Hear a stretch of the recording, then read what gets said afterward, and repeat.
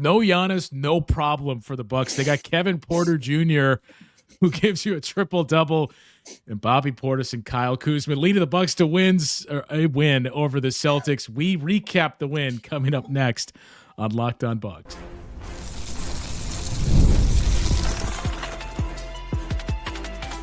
You are Locked On Bucks, your daily Milwaukee Bucks podcast, part of the Locked On Podcast Network, your team every day. Welcome into Locked On Bucks. I'm Justin Garcia, joined today by Frank Madden. We thank you for making this your first listen of the day, each and every day. And to all of you out there, the everydayers, anybody just stumbling upon the show that's helped make Locked On Podcast Network the #1 podcast network in the industry. Today's episode of the show brought to you by FanDuel. If you want to be right in the middle of the action this season, visit FanDuel.com and place your NFL live bets all season long. The Bucks beat the Celtics tonight, 116-101. You get an, oh, by the way, triple-double from Kevin Porter Jr. Bobby Portis goes on a heater. He was, 11-13. Kyle Kuzma scores 31. And we're going to throw out every positive number there is to mention for the Bucks, if for no other reason than to just kick the can down the road of it also helped that the Celtics went 3 of 26 on threes in the second half of this game. Well, Justin, I made a joke post-game. My only tweet, I was watching a little bit on delay, so I wasn't really tweeting during the game. And then I popped up out of my head and did my Debbie Downer and made some joke about how all it took was, 80% shooting from Kuz and Bobby and that horrible shooting and 4 days of prep for the Bucks to win a game at home. But let's start with the positive here, because they end up winning this game comfortably. Yay. Winning a game, yay. Winning a game comfortably, double yay. Winning a game at home, triple yay, because those have always been tough to come by this year. But we've obviously kind of lamented, and you could do the same tonight about the defensive rebounding and, the kind of the shot deficit and some of that stuff. But a consistent thing we've seen from this team is they kind of battle, this game started really badly, right? They were down 21-8 at one point. They were down, I think 11 shortly before halftime. The game was not going well. The Bucks missed a bunch of threes early. The Celtics made everything early, and it was kind of here we go again. Yeah. But they just stuck with it. And I don't know if KPJ or Rollins scored in the first quarter even, and KPJ might have scored late in the quarter. KPJ didn't. Yeah. Yeah. So it was a slow start for both Rollins. Rollins had this was one of his worst games in a while. Yeah. He had a really bad start, really on both ends, and just a frustrating night with fouls and everything. But, KPJ got it going, and his playmaking was kind of the engine of a lot of what went right for the Bucks on the night where they had, I think, a 125 offensive rating. But, credit to them. They've had to talk public. It seems like every guy has had to make some comment about what's going on with Giannis and how are you guys handling Giannis? And I'm sure they're sick of having to talk about how they feel or how they're reacting to that stuff. And I'm sure they're sick of losing games. And so, this was a gut check game after an extended time off due to the NBA Cup stuff. And so, it's obviously,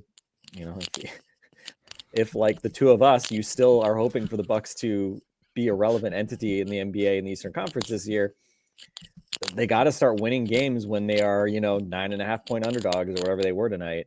And so, a Celtics team that has been remarkably good this year. We talked about it preseason. Look at this roster. Look at this roster and explain to me how, they're one of the top, were they third in the East coming into the game or something like that? They're still third. Yeah. Yeah. Joe Mazzulla has done an amazing job, duct tape, smoke, mirrors, everything else to get this team to where it was. And, if more threes had fallen, we might have been lamenting it a bit more, but credit to the Bucks. They kept fighting, kept going, and they were the ones making shots in the second half. And at the end of the day, that's the point of basketball, Justin, make more shots than the other team. And, certainly Kuz, Bobby, and KPJ, they held up their end of the bargain. And, again, maybe not the most glorious or sustainable or whatever you want to call it win, but whatever, like they just need to rack up some wins now. And so this was important, especially starting a stretch where, they have a chance to actually win some games, dare I say, and I may be jinxing myself or the Bucks, but fingers crossed. I think it is sustainable to beat teams when they shoot 29% from three, but how they get to 29% by going 0 of 12 in the third quarter and 3 of 26 for the half as a whole. Yeah, you're not going to see that quite a bit. And I think I don't remember if this was an off the pod conversation or if we actually did it on the pod. And I was talking about this with our friend Eric before the game as well. This Celtics team, you mentioned the job that Joe Mazzulla has done. And, I said before the season, which it looks like I'm very loud wrong on, it kind of feels like the Celtics are quiet quitting on this season with the front court that they've assembled. But everyone, like Neemias Queta, was a force on the offensive glass and just around the rim overall tonight. In many ways, this Celtics team is maybe not identical to what you would have looked at coming into the season and said, hey, best case scenario for the Bucks, these are some of the things we're going to do, because none of us anticipated them to be a good offensive rebounding team. But if nothing else, it is something to point to and say, well, actually, it is possible to get offensive rebounds, even if you're a jump shooting and three-point shooting team. But things like protecting the ball, knowing you're not really going to get to the free throw line a lot, so let's win the turnover battle. Let's hit a lot of threes. Let's take a lot of threes, and let's make them good threes and be efficient at them. Like all these things that the Celtics are doing, I think we all had expectations of the Bucks to at least do large parts of this season, and it just hasn't worked. Now, tonight, a lot of things started to fall your way, and we kind of joked about the Celtics being frigid, cold shooting from the outside in this one. That opened the door for you. But the Bucks did enough to win the game and take this one and make some plays. And yes, some of it is not sustainable, with Kyle Kuzma erupting for 31 points and finishing consistently around the rim. Bobby Portis goes 11 of 13 and 5 of 6 on threes. But I think what stood out the most was, you mentioned the fight in this team, and that, they never lost hold of the rope. Even those instances when the Celtics would push it to 10 and 11 in the first half, even that stretch to close the half where Jordan Walsh hits the corner three and it's 7, and then you open up the second half, 10 seconds in with a wide open Queta cut and basket. Moments like that where it felt like, okay, here's where the Celtics are going to start to do this, and this. But the Bucks never relented, and the Celtics gave them every opportunity to take this, but the Bucks did the things necessary to take it tonight. Yeah, the stretch at the end of the first half where it was like Cole Anthony and Kyle Kuzma get stuck trying to switch back, and you leave Walsh wide open in the corner, hits the three. That was just because you had been battling to get back in the game, and it felt like every time they got within 4, the other time I think they got within 4, Ryan Rollins got caught slapping on a 3-point shot on Derek for White. A foul for 3 free throws on Derek White, which was just sort of Ryan's night in a nutshell, it felt like. So they kind of just couldn't get out of their own way there for most of the first half, it felt like. And then the start to the third was obviously also frustrating, and they get a pretty marginal offensive foul, illegal screen, I think, on Kuzma. Yeah. And Doc takes a frustration challenge at that point. Yeah. Which, I think, I don't know what Doc's challenge record is this year. I'm guessing it's pretty bad. And some of that's because he challenges late in games when it's pretty marginal. He has a lot of kind of Hail Mary challenges in the last 2-3 minutes where it's I don't know if I'm going to be able to use this. So I'll challenge. It's just the exasperated challenge too, like this one was, where it's just I'm going to work on the officials, and I'm frustrated when you watch it and you're not winning this, or even if you win the technicality, you're losing on a secondary play. Yeah.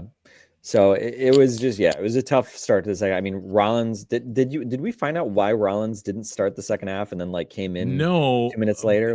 Was he in the bathroom or something? Like that was my guess. Like we noticed it because it was within the first 5 seconds of the half that he was already walking up to the scorer's table. Yeah.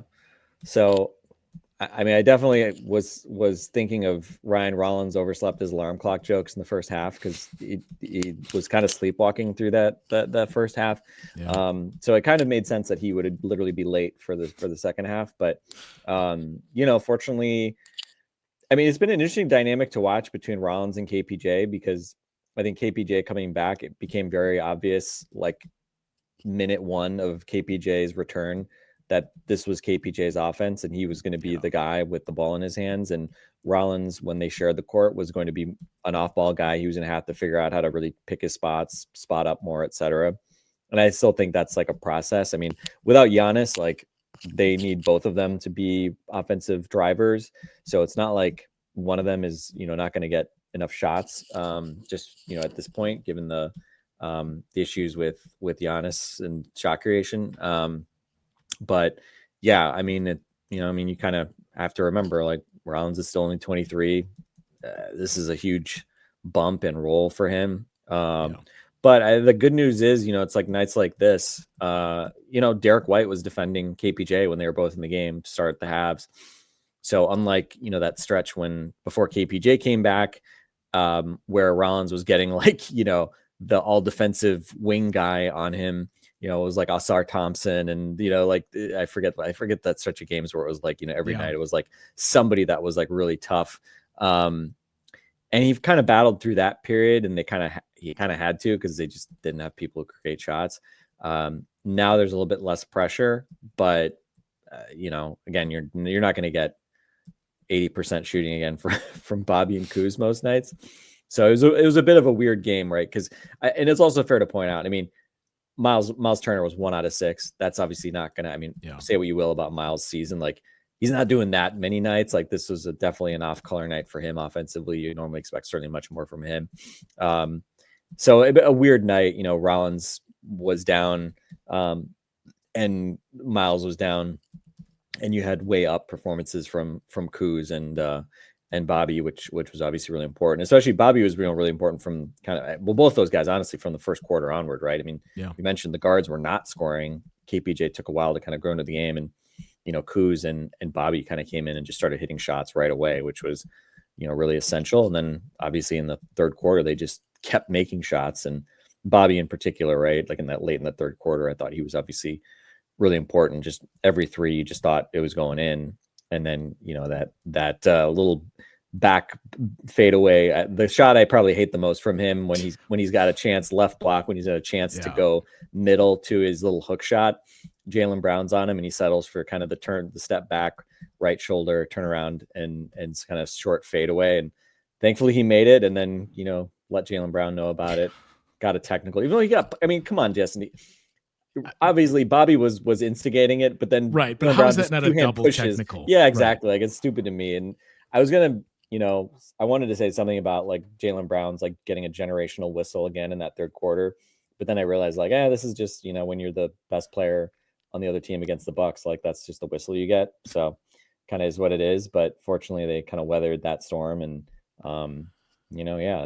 they kind of gave the crowd something to feel energetic about, which is nice. Bucks fans deserve a little something for all the pain that's come with some of these home games.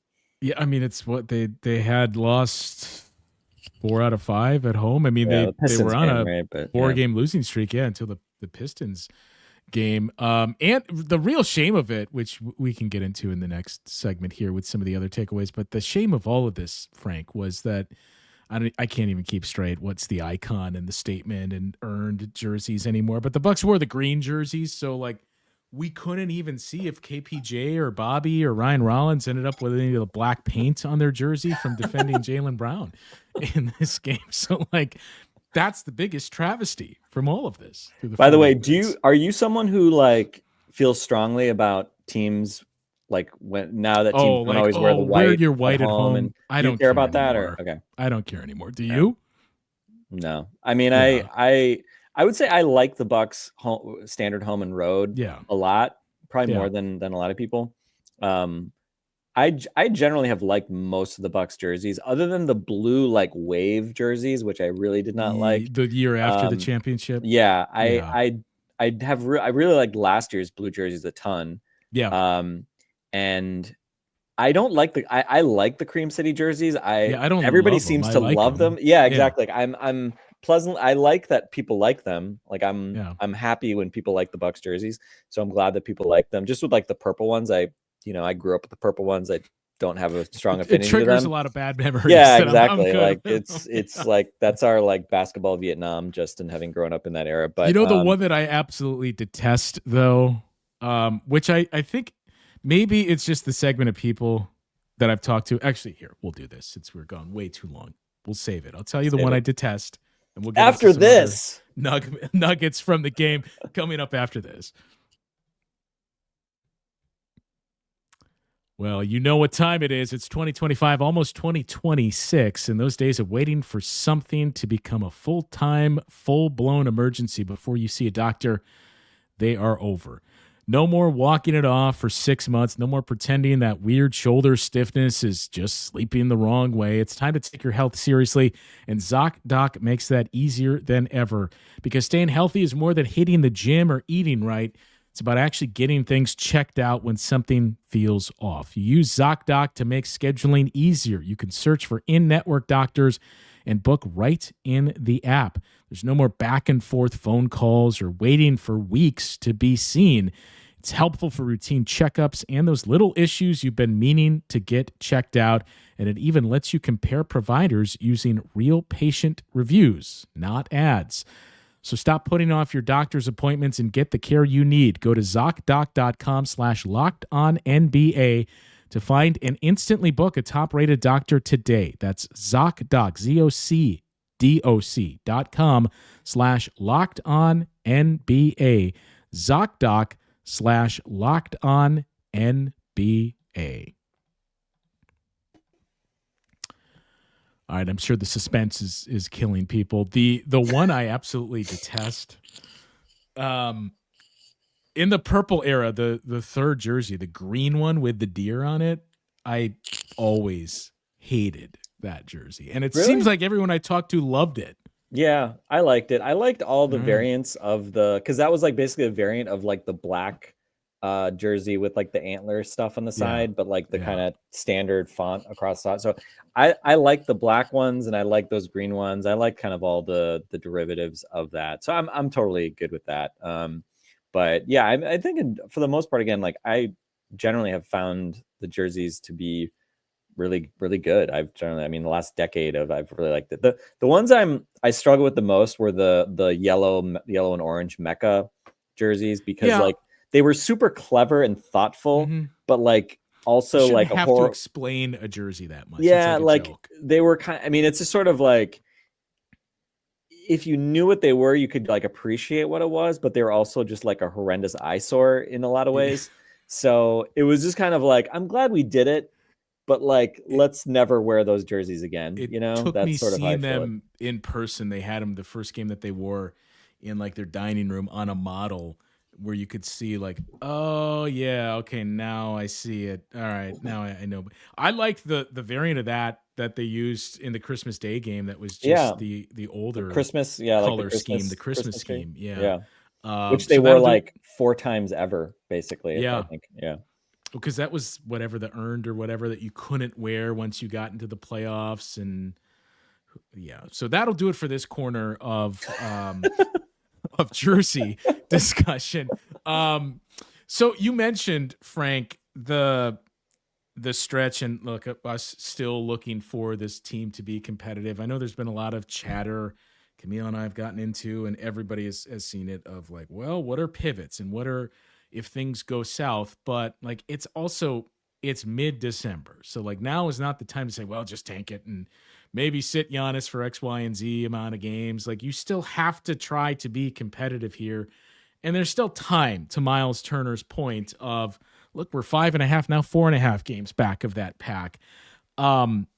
With this win, it's interesting in the East, because you have 3 through 9 that are separated by 1 game now. So it's just this lump of teams that it seems like every week or every other week they're just trading. It's your turn to go on a run. Now it's your turn. So the games you have left now until your first 2 games of the calendar year, if you can go on a run in those games, and you would assume maybe Giannis is back for the last 2 of those, the last, maybe even more than that. But if you can start to go on a run, and in these next 10 games, go 6-4, which would put you at 7-4 with this win, then you're, I think, like 2 games below 500, basically starting the year, which is kind of where the Pacers were a year ago. That you can look at it and say, I don't know if we can really say the East is wide open. There are tiers that are forming, but like there isn't this clear-cut front runner. If we can start to play better, piece things together, figure this out, and we get Giannis back, we have put ourselves in a spot to join that lump of teams that's going on runs here. But it does feel like 6-4 is probably the baseline. Like you have to do that. Otherwise, you're right back in your 4 or 5 or worse games below 500. And at that point, even with Giannis coming back, the reality is you're probably locked into that 9-10 matchup. Yeah, I mean, it is weird looking at the standings because, as you said, the Celtics fall to 15-10.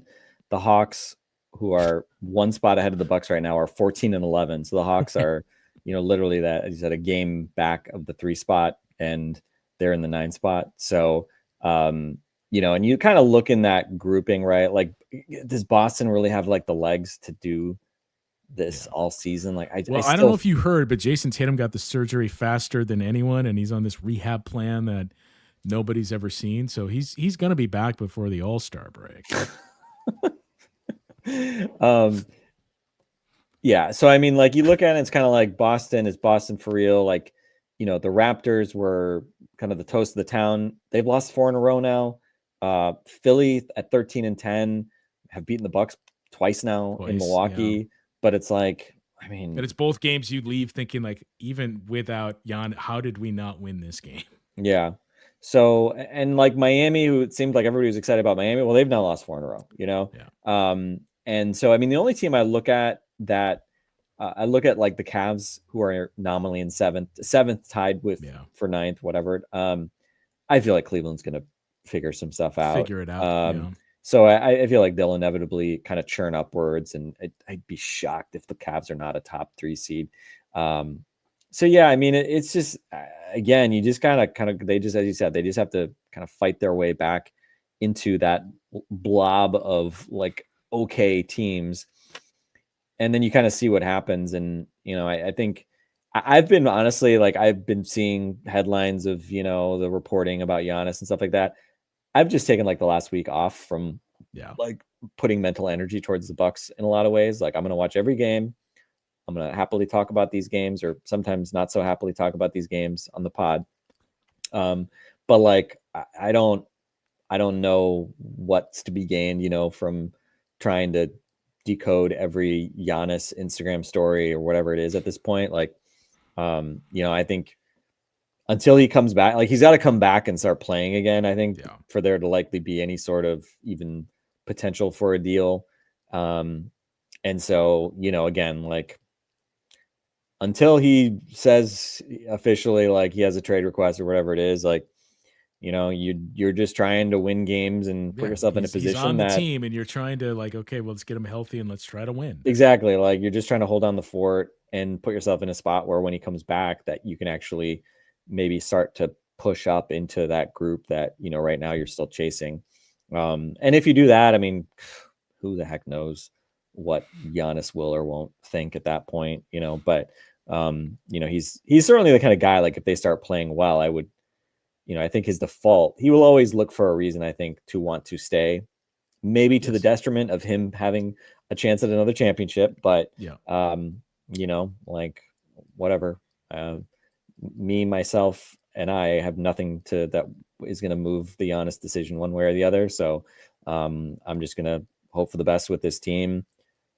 I mean, there's fun guys to watch play night in and night out. I mean, like, the KPJ experience has been pretty remarkable since he's come back.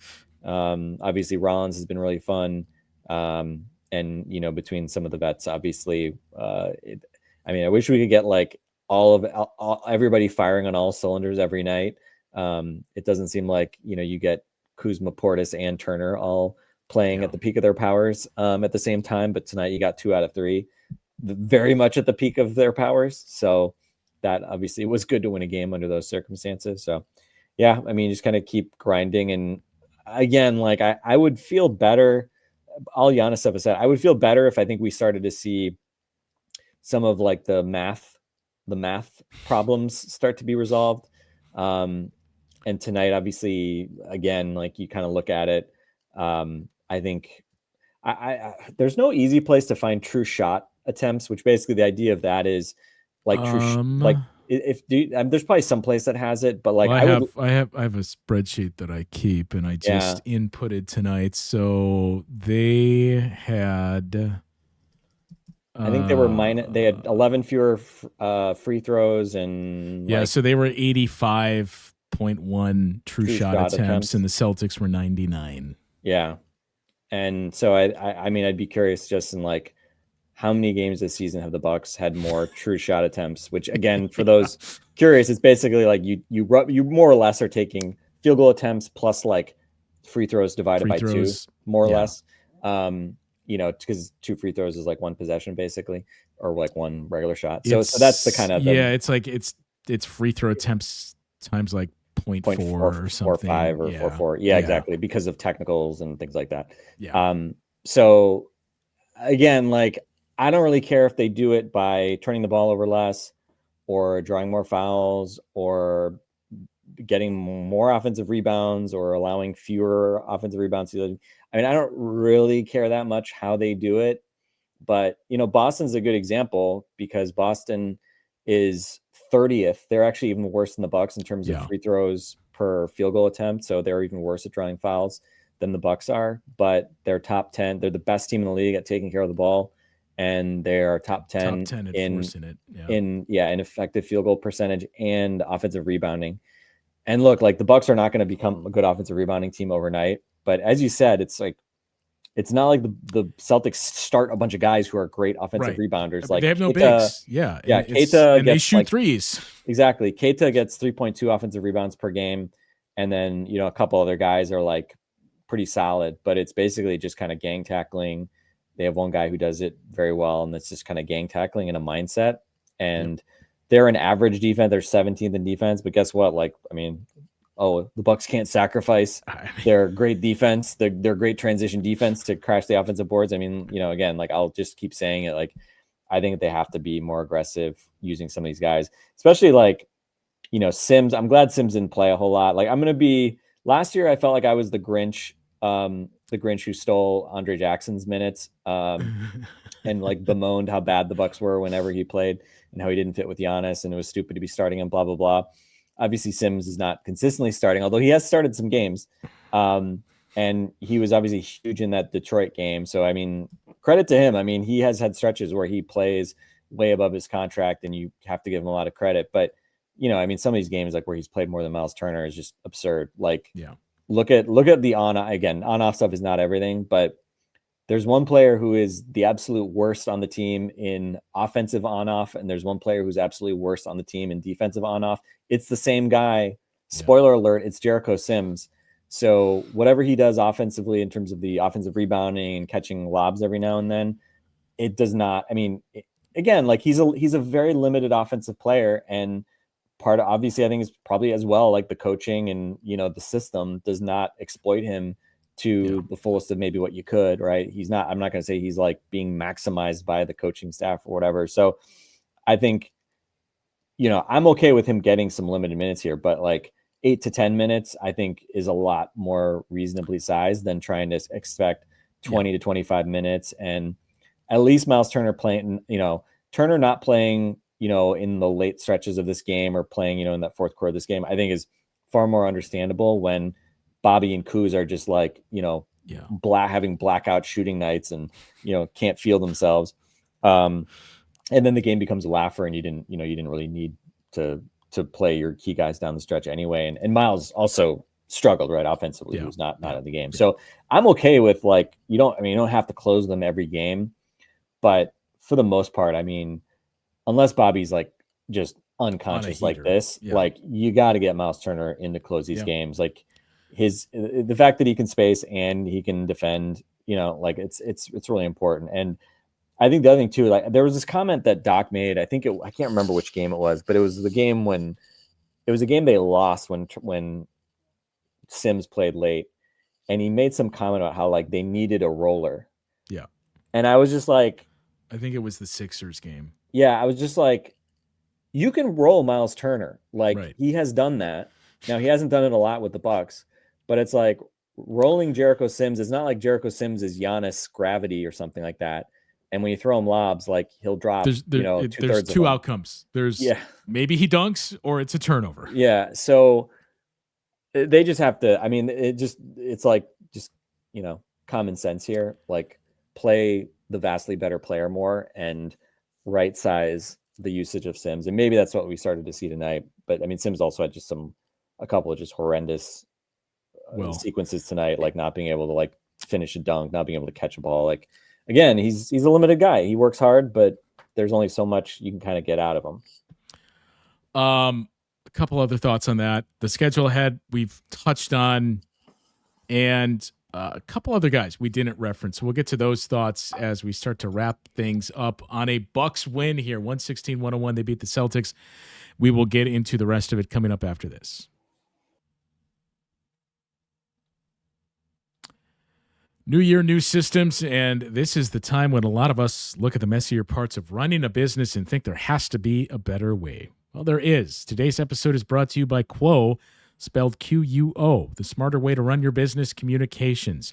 If you're ready to make your workday smoother and keep customers connected without the headaches, Quo makes upgrading your setup easier than ever. It's a streamlined system that makes a big difference when communicating with customers. You're able to share one team number, which makes it easier to make sure nothing gets missed. It's so easy you can work from your phone or computer, keep your existing number, and add teammates in minutes. They even offer AI summaries and call logging. It feels like they have an assistant keeping track of every detail. Make this the year where no opportunity and no customer slips away. Try Quo for free, plus get 20% off your first 6 months when you go to quo.com/lockedonnba. That is quo.com/lockedonnba. Quo, no missed calls, no missed customers. NFL Sundays move fast. One big play and suddenly everything feels different. That's what makes live betting with FanDuel so exciting. You're not just watching the game, you're reacting to it in real time. With FanDuel, you can place bets as the action unfolds. Every drive, every momentum swing, every highlight moment. Live betting is best when the game starts to shift. A receiver that gets hot, a defense that tightens up, or the momentum flipping after a turnover. And FanDuel lets you jump into each and every moment. Live spreads and money lines adjust instantly. Player props update as guys heat up, and you can even bet next touchdown scores, drive results, totals, and more. Every snap, every drive, every possibility. So if you want to be right in the middle of the action this season, visit FanDuel.com and place your NFL live bets all season long. FanDuel, the game moves fast, so can you. And Frank, we should remind people too, if you're one of those diehards, you can take it up a level here and join the Everydayer Club. Get Locked On Bucks, no interruptions, members only, Discord access, and more for just $5 a month or $50 for the year. You can find the URL in the show description. For that all access, I mean, maybe we'll just start to release some of the texts that we share, and you can get some insights onto some of the stuff me and another prominent media member who may or may not have been mentioned on the show already had to say about some of the sequences from Jericho Sims in the first half tonight. We did see Cole Anthony, who probably would have been in that mix as of a week or two ago. But Cole Anthony gave you some pretty good minutes tonight, that he was kind of the breaking case of emergency when KPJ was kind of walking a fine line. He picked up his fourth foul midway through the third and kept getting switched onto Jaylen Brown. I was nervous. And continued to gamble quite a bit and walk a very thin line there. And then Ryan Rollins picked up his fifth. So Cole Anthony gave you really good minutes tonight. And again, like just finding the role that he can settle into when it's this of like, okay, these guys have fouls, or like we just need some more juice here. It's much different asking that for 10 minutes. I don't know what he played, 19 tonight, mostly because of the fouls. But if like similar to Jericho Sims, like, okay, 8 to 10 minutes of let's see what kind of juice you got for us, or these guys are in foul trouble. That's a lot different than what's Ryan Rollins and Cole Anthony. So go get him, Cole. And Cole Anthony also somehow had 5 fouls in 19 minutes. But I think I thought the last, like, call it maybe like 4 minutes of the third quarter were probably like the decisive stretch of this game, because I think that was when both Ryan and KPJ went to the bench. They both had the foul trouble. And so you had Cole out there, and, you know, it was kind of like, all right, like what happens here, right? Can the Bucks actually get over the hump and extend their lead a little bit, or, you know, does Boston flip the script? And obviously everything in the third quarter was aided and abetted by the Celtics not being able to hit the broadside of the barn from 3. But you know, credit to him, right? 4 out of 6, 9 points, 5 assists. He was very good. I mean, that's like what you want from him. That's what we kind of hoped he could do early in the season, you know, preseason, when we were sort of thinking about what he could mean for this team. So again, I mean, Cole Anthony's been like a very competent, certainly offensive player for most of his NBA career. Especially early, he was maybe more of like a chucker kind of volume scorer. He's never been a hyper efficient guy. Yeah. But I think we've seen like he has like a playmaking streak. And certainly he's going to look better when, you know, Bobby Portis is just making all of his spot up threes. But I don't know. I don't know what Bobby's 3-point percentage is at right now, but like it feels like pretty much when Bobby Portis shoots a 3, not just tonight, but I expect it to go in. Yeah, I expect it to go in. I think he's really, it's sort of interesting because it's not like he has like a really fast like release, but like nobody's like, teams don't like close out like really, really hard on him. I think teams are sort of just like, yeah, I'll let him shoot that. So he's very good at getting himself into a rhythm, even when it's kind of like somewhat contested. And he's obviously been 47% so far. Yeah, I mean, it's like, what was it? Was it his second season in Milwaukee where he was at 47%, I think, for the year? Yeah. So it's a little bit of rewind that. I mean, I wish the other parts of the game were better. I think especially the rebounding. Obviously, he's been one of the culprits as far as, you know, the offensive rebounding from opponents. But, you know, again, like just when you want to kind of say like, oh, they gotta find a way to hold Bobby Portis accountable, whatever. Yeah. He does this, right? And he has these sorts of just shooting nights, which were critical. And I think between him and, you know, Cole Anthony, they were a big part of that late third quarter. And I don't know, we still haven't really talked much about Kuzma, but again, this was just sort of a classic Kuzma, just kind of like attacking, freewheeling, get downhill. And, you know, he throws up these little weird hook shots, and, you know, again, like his 3-point shooting, like I never have any idea what's going on with his 3-point shooting, but like, or even sometimes his layups, but for some reason, man, he's an elite like random hook shot. Offhand, you know, flip it up there, of a spin move and off of your off foot type of shot. Yeah. Yeah. So again, like they're going to need, I mean, they're not going to get this every night, but they're going to need more of these. Like, I think that's what you hope for from Kuz. You hope like he gives you kind of like the baseline of like solid efficiency, 13 to 15 points per game. And then he can pop in and have just these like heater nights where, you know, he takes advantage of a team in transition. And, you know, if there's no shot blocking, right, he kind of gets cutting and gets going to the basket. Because I think if you're gonna get to that 6-4 record or whatever, you know, Justin, you were mentioning over the next stretch, it's gonna have to be sort of all hands on deck. And, you know, I think Kuzma's part of that. And I think also just like some of the like turnover stuff and inconsistency in decision making. I mean, this is part of the personality of this team. Like Kuzma has a great game. He always has like those 2 or 3 plays where it's just like, okay, you know, he thinks he's a 50% better passer than he is. And he had one of those tonight that I remember where it's just like, dude, just don't you don't have to try to impress us with that. The one to Miles that he was trying to slip in there. Exactly. Yeah. And like KPJ, I mean, it's been coming off, but like KPJ also has like these moments where he's like, trying to dribble through, like 4 guys, 4 dudes, and it's like shock horror. It gets, picked off and you're going the other way. So again, like, I don't know to what extent the Bucks can kind of drill that out of this version of the team. I think the turnover stuff, again, I don't know that you can get a low turnover version of this specific team. Yeah. But when you have Kuz getting 31 points on 15 shots or whatever it was, like that makes, or 17 shots, I think that makes up for a lot. You can make some mistakes if you're shooting that type of percentage. So credit to him. Like it was obviously really important, especially up getting them just to the point of being competitive late in the third quarter. Yeah.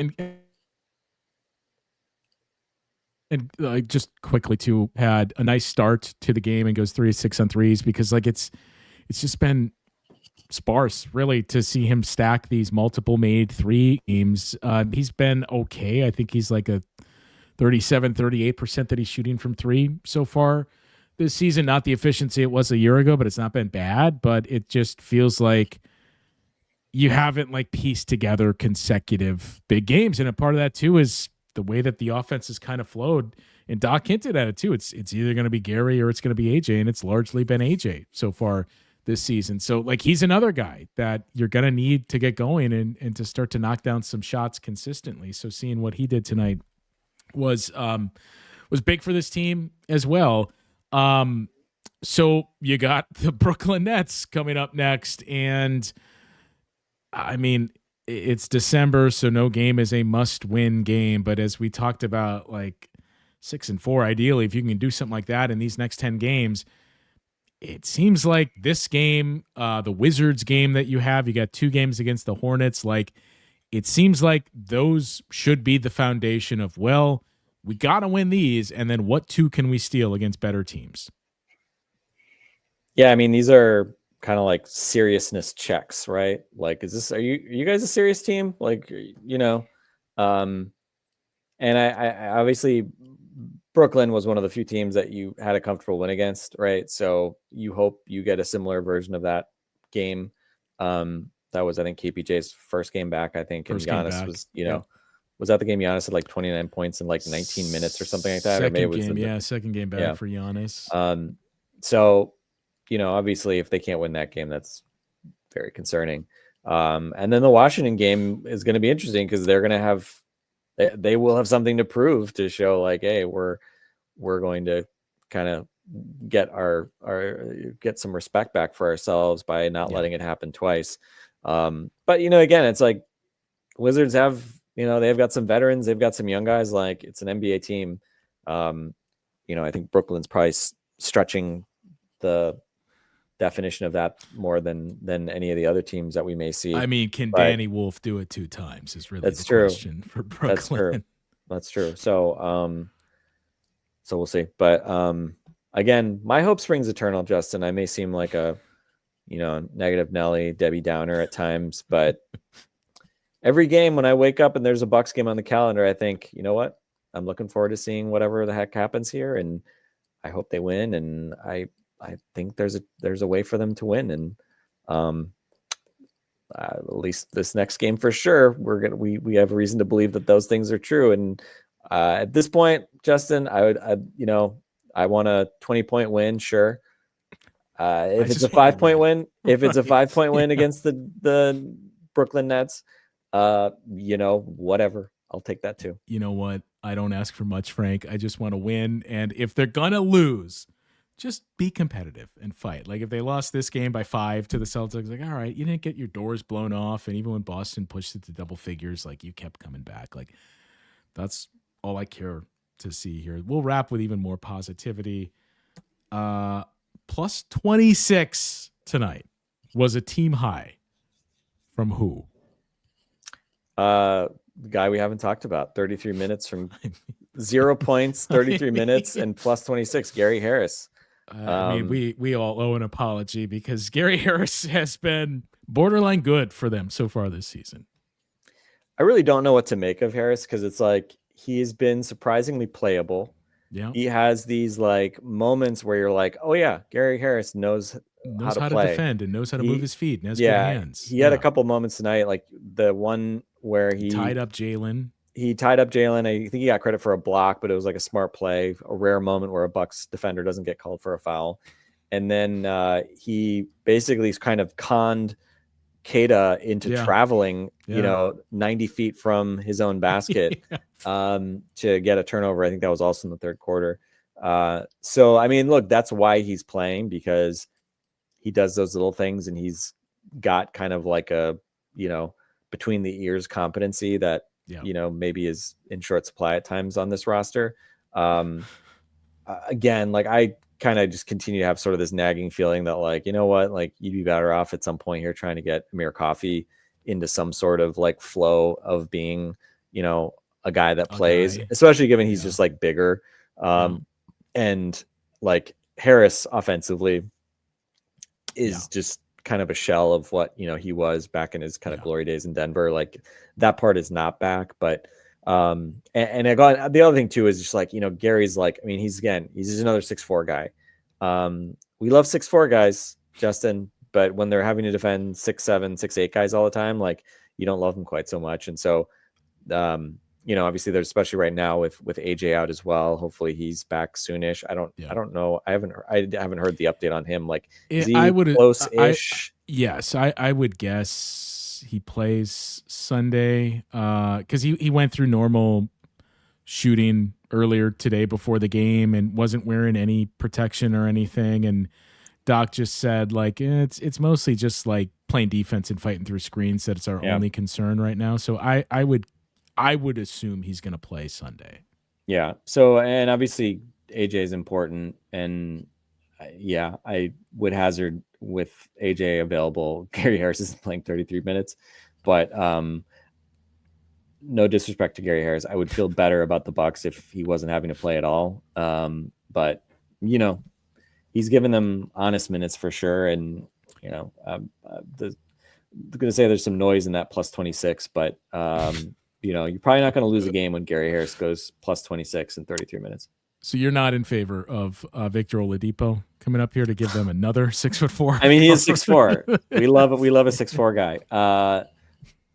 Not really. No. I mean, no. If you lost one of Rollins or multiple of, or if you had no guards, if Thanasis was going to have to start at point guard, then let's bring up Victor Oladipo. But yeah, I don't know. It's funny. A couple of years ago, I'm trying to remember. Was it when he was with Miami? It was sort of interesting because like he had clearly lost his like explosiveness on offense. Like you could just see like he even if he got to the rim, like he was never dunking anymore. But like defensively, he was actually like very. Wasn't it that year that the Heat beat the Bucks in the first round? Yeah, and I think I thought I remember him being impressive like against Boston too, like playing real minutes. So it was good to see that like he still had, and it just sort of speaks to how like divorced offensive and defensive ability is, right? He still seemed to have like enough kind of lateral movement and brains to be a very useful defensive player, which, again, Bucks could use a useful offensive player. But I mean, if you told me you're going to waive Gary Harris and bring in Victor Oladipo, I'd say, sure, whatever. Like, not a lot of downside to that, but I don't think that's going to happen. And I don't know. Because then I would also tell you that Gary Harris has a 2-year contract. Yeah. Well, I mean, but who cares, right? Well, actually, yeah, I know that. I don't think they can. Yeah. Yeah. I think we did the math, and I think it's maybe possible to do it to eat that salary next year. But it obviously they don't want to do that. I don't think that's going to happen. But Giannis and Thanasis are buddies with Victor Oladipo, so maybe in the grand scheme of trying to get some more Giannis friends and family in the mix here, maybe we could see some Victor Oladipo.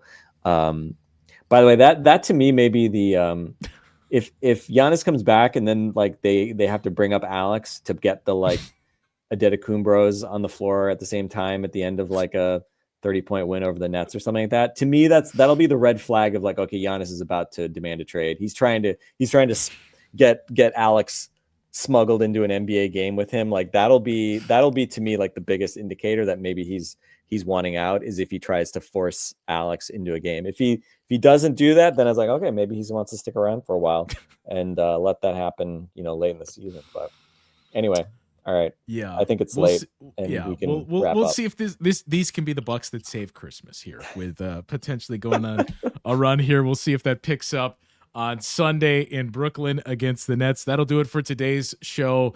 Again, as we mentioned a couple of times, the Everydayer Club, to anybody out there, you've made this your first listen, go subscribe and follow Locked On Bucks on all channels so you get the latest episodes.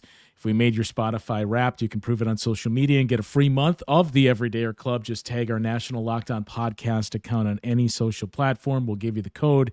You can be one of the first to join the Everydayer Club to get your favorite show ad-free and exclusive access to the members-only Discord channel, perhaps more too, that we hinted at. For those of you on video, we'll send you to the first ever 24/7 National NBA YouTube channel. On audio, make sure you make that your second listen NBA game night, as they'll break down this win as well and hear some national perspective on this Bucks victory. For Frank, I'm Justin. We'll talk with you guys once again next week on Locked On Bucks.